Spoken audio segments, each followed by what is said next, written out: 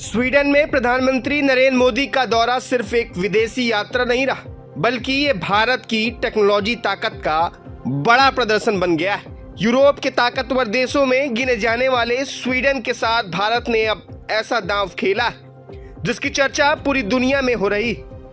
खुद पीएम मोदी ने social media platform x पर इस दौरे को भारत स्वीडन रिश्तों के लिए ऐतिहासिक बताया है। और वजह भी बड़ी, क्योंकि इस बार सिर्फ बयानबाजी नहीं हुई, बल्कि ऐसे फैसले लिए गए जो आने वाले सालों में भारत की तस्वीर बदल सकती।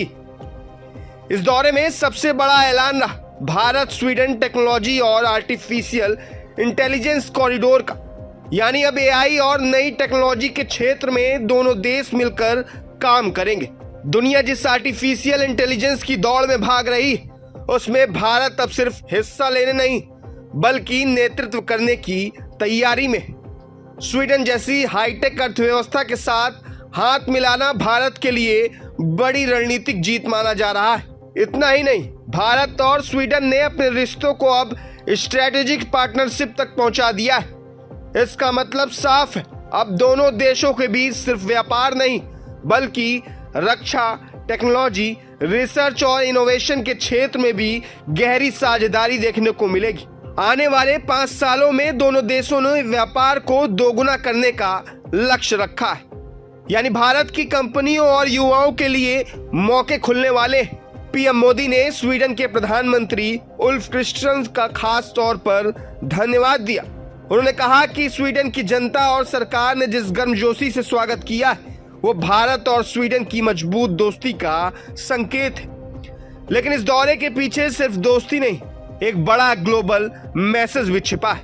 दुनिया को ये दिखाने की कोशिश की भारत अब टेक्नोलॉजी और इनोवेशन के मामले में किसी से पीछे नहीं।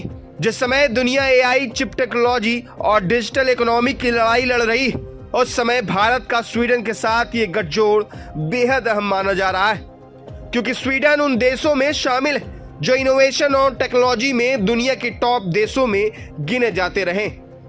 ऐसे में भारत को इसका सीधा फायदा मिलने की उम्मीद है। अब सवाल ये कि क्या ये साझेदारी सिर्फ कागजों तक सीमित रहेगी, या फिर भारत को सच में टेक्नोलॉजी सुपर पावर बनाने में मदद करेगी।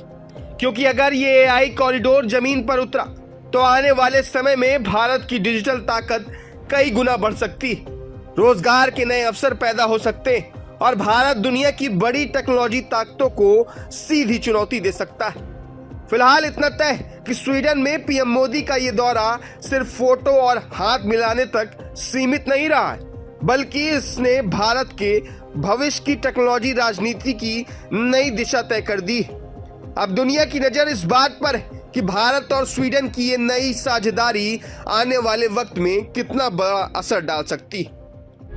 प्रभातखबर.com, विश्वास वही, रफ्तार नहीं।